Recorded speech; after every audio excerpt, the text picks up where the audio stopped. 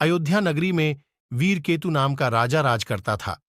उसके राज्य में रत्नदत्त नाम का एक साहूकार था, जिसके रत्नवती नाम की एक लड़की थी।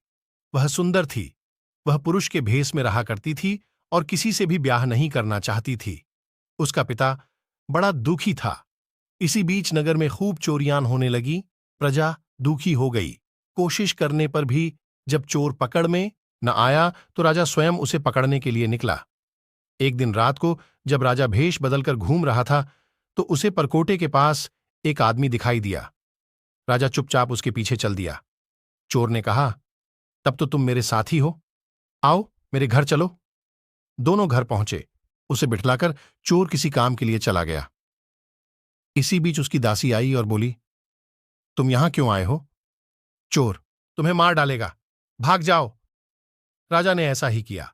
फिर उसने फौज लेकर चोर का घर घेर लिया। जब चोर ने यह देखा तो वह लड़ने के लिए तैयार हो गया। दोनों में खूब लड़ाई हुई। अंत में चोर हार गया। राजा उसे पकड़कर राजधानी में लाया और उसे सूली पर लटकाने का हुक्म दे दिया। संयोग से रत्नवती ने उसे देखा तो वह उस पर मोहित हो गई।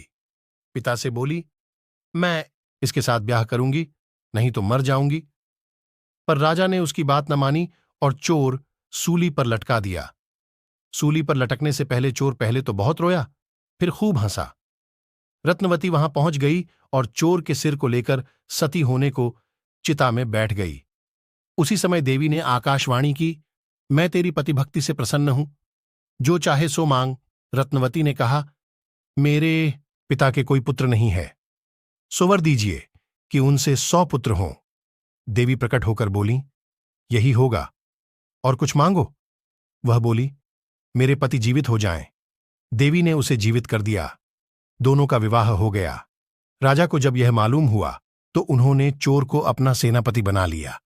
इतनी कहानी सुनाकर बेताल ने पूछा, हे राजन, यह बताओ कि सूली पर लटकने से पहले चोर क्यों तो जोर जोर से रोया और फिर क्यों हंसते हंसते मर गया? राजा ने कहा, रोया तो इसलिए कि वह राजा रत्नदत्त का कुछ भी भला न कर सकेगा। हंसा इसलिए कि रत्नवती बड़े बड़े राजाओं और धनिकों को छोड़कर उस पर मुग्ध होकर मरने को तैयार हो गई। स्त्री के मन की गति को कोई नहीं समझ सकता। इतना सुनकर बेताल गायब हो गया और पेड़ पर जा लटका। राजा फिर वहां गया और उसे लेकर चला तो रास्ते में उसने यह कथा कही